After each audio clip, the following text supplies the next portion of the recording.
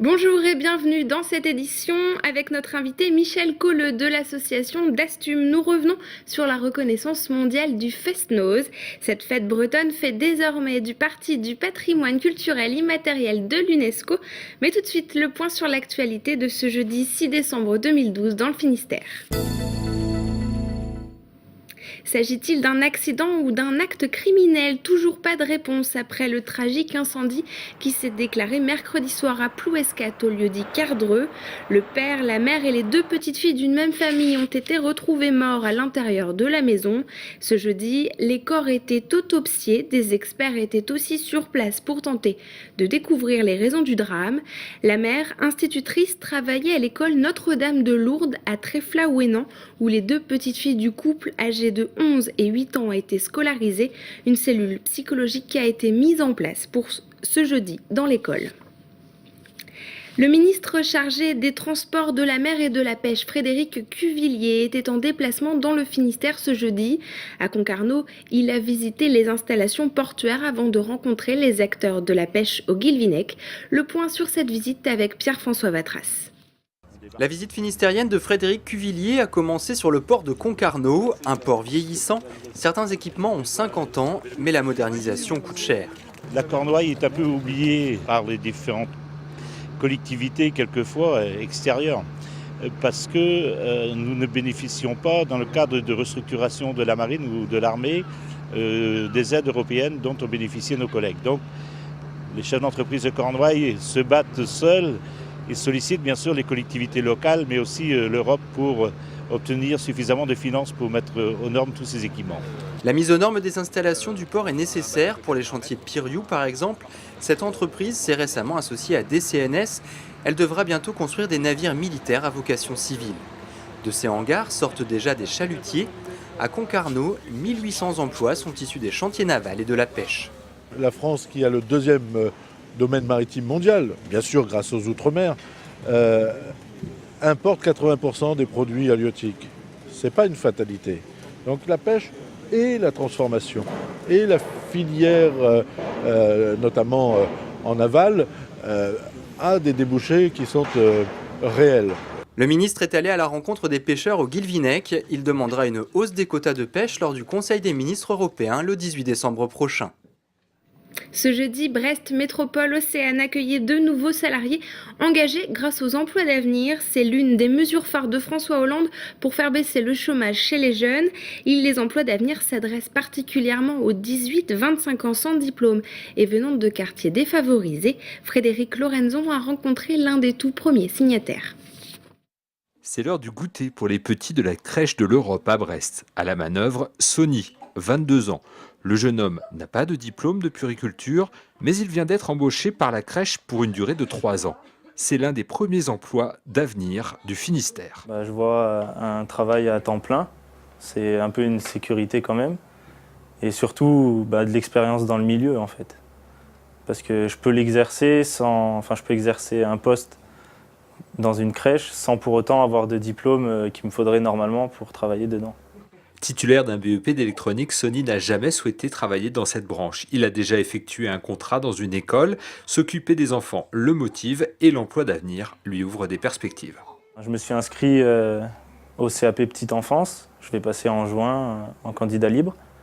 Et après, pourquoi pas le concours d'auxiliaire de puériculture et peut-être exercer dans les hôpitaux en fait. Seul garçon au milieu de 5 collègues féminines, l'arrivée de Sony est très appréciée dans le service. Un enfant, ce n'est pas uniquement un domaine féminin, c'est un domaine aussi qui appartient au masculin. À la crèche de l'Europe, il y a déjà 2 auxiliaires de puériculture hommes et je trouve que c'est une très bonne complémentarité au niveau de la prise en charge de l'enfant. Préparer l'avenir avec la petite enfance, c'est vraiment quelque chose d'intéressant. Les emplois d'avenir sont financés à 75% par l'État. À terme, 150 000 emplois de ce type devraient être créés en France. Dans le Finistère, un objectif de seulement 600 postes est prévu. Liang Zhang, le PDG chinois de Sinutra, était en visite à Carhaix. Il venait découvrir les terrains où seront construites les futures tours de séchage de lait infantile. Sinutra a scellé un partenariat avec la coopérative laitière Sodial. Plus d'explications avec Erwan Lousseau. Ici même, à Carhaix, en 2015, devrait apparaître une toute nouvelle usine de traitement du lait pour pallier le manque croissant de lait infantile sur le marché chinois. Liang Zhang, PDG du groupe chinois Sinutra, le principal investisseur, était en visite ce jeudi, zone de Kergorvo. En France, c'est Bretagne où on a plutôt la production de lait. Oui. Et donc, c'est pourquoi on a choisi Bretagne. Et donc, Carhaix, comme le maire il a dit, Carhaix, c'est Carrefour. Le carrefour du lait. C'est lui qui l'a dit. C'est le capital du monde de lait. Un choix qui a de quoi réjouir et pas seulement la Chine. L'investissement est de taille, près de 100 millions d'euros et au final 280 millions de litres de lait ainsi que 30 000 tonnes de lactosérum produits par an. Ça va bénéficier à l'aménagement du territoire et au développement du lait sur notre territoire par les producteurs laitiers. Ça va développer aussi bien sûr l'emploi. Monsieur Zhang a rappelé c'est 160 emplois à peu près dans un premier temps. C'est simplement pour la production base, le séchage uniquement. Mais après, si on conditionne de plus en plus de produits finis, il faut de plus en plus beaucoup de monde. Et si Sodial, première coopérative laitière française, choisit d'investir 10 à 12 millions d'euros dans cette nouvelle usine, c'est que les producteurs de lait devraient également tirer leur épingle du jeu. L'approvisionnement de l'usine va concerner 700 producteurs de lait donc du centre breton. Et par la même occasion, supprimer notre difficulté qui est les excédents laitiers du printemps. Reste maintenant à obtenir le permis de construire, mais si tout se passe comme prévu, l'usine devrait commencer à produire d'ici 2 ans. C'est une date historique pour la Bretagne. Le Fest-Noz fait désormais partie du patrimoine culturel immatériel de l'UNESCO. Michel Colleux, bonjour. Bonjour. Vous êtes membre de l'association d'Astum qui a porté le dossier devant l'UNESCO. Quelle a été votre réaction ce mercredi suite à la décision de l'UNESCO ? C'est un immense plaisir, bien sûr, et c'est un plaisir collectif parce que ça a été toute une équipe pendant 4 ans qui a monté ce dossier à l'initiative d'Astum.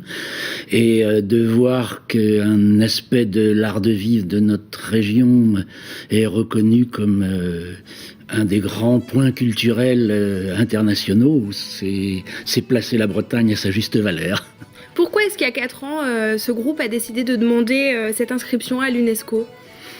Il y a 4 ans, l'association d'Astum avait lancé un colloque à Rennes autour du patrimoine culturel immatériel, qui est le nom de la convention qui a été faite par l'UNESCO en 2003 et que la France a signée en 2006 pour tout ce qui était les savoir-faire, l'art de vivre, les traditions, bref, tout ce qui n'est pas matériel justement. Et il y a eu une grande réflexion qui a été lancée à ce moment-là et à partir de là, on s'est dit qu'est-ce que nous, en Bretagne, on pouvait défendre. Et le Fest-Noz est venu... Assez vite, on est arrivé sur la musique, parce que la musique est... D'abord, c'est le thème principal de l'association d'Astum, qui fête ses 40 ans cette année.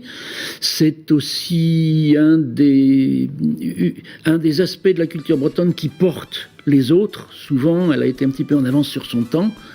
Et on s'est dit que c'est par là qu'il fallait commencer à réfléchir. Mais on n'a pas voulu prendre les choses par le petit bout et se dire on va sauver à l'UNESCO tel type de gavotte en difficulté. On s'est dit qu'est-ce qu'on peut prendre qui soit symbolique de l'ensemble. Voilà. C'est une manière de préserver dans la globalité les danses et la musique bretonne. C'est bien simple. Le mot Fest-Noz est tellement représentatif d'un art de vivre qu'on n'a jamais pu le traduire en français. Si vous dites fête de nuit, ça correspond pas du tout à ce qu'est un Fest-Noz. Si vous dites bal traditionnel, c'est pas clair non plus. Donc, à l'Académie française, à part entière. On a pris le mot en tant que tel, qui est devenu un mot français, ce qui fait que c'est le breton qui envahit la France. Alors, est-ce que financièrement, cette décision de l'UNESCO va avoir des retombées autour des gens qui mettent en avant cette culture bretonne ? Alors, directement, non. C'est une reconnaissance d'un savoir-faire, d'un savoir-vivre, de tout ça. Mais indirectement, quand on fait le dossier, on nous demande d'expliquer de quoi il s'agit, on demande de le décrire, on demande de faire l'histoire. Donc le fest-noz moderne, il a été inventé dans le Finistère, donc Cocorico, en 1954, à Poulaouen, tel qu'il est aujourd'hui, avec ses affiches, ses micros, etc. Mais on nous demande aussi de faire un plan de sauvegarde, c'est-à-dire d'imaginer, dans l'idéal, comment faire pour que ça continue. Et ce plan, il appelle le soutien des associations, des passionnés, mais aussi des élus, mais aussi de l'État qui nous soutient. Et donc maintenant, on va tous aller reparler de ce plan de sauvegarde et réinterroger tous ceux qui peuvent soutenir cette démarche. Et là, on peut espérer qu'ils nous aideront, aider les organisateurs, par exemple, qui n'ont pas toujours les retombées économiques de ce qu'ils organisent. Il va y avoir un colloque la semaine prochaine sur le sujet ? Alors, il va y avoir un colloque qui n'est pas sur le fest-noz, bien sûr, on va en parler, on va le fêter, mais qui est la suite de celui dont je parlais de 2008, c'est-à-dire 4 ans après, où on en est en Bretagne. Donc, c'est organisé par l'association d'Astum et par la nouvelle association Bretagne Culture Diversité qui a pour tâche de promotionner en fait tout ce qui est ce savoir-faire. Et donc 4 ans après, on est déjà, entre autres, reconnu par l'UNESCO, donc les choses avancent. Donc le fest-noz n'est pas prêt de s'éteindre. Merci Michel Collot d'avoir répondu à nos questions. On se retrouve demain pour un nouveau point sur l'actualité du Finistère. Excellente fin de soirée sur TBO.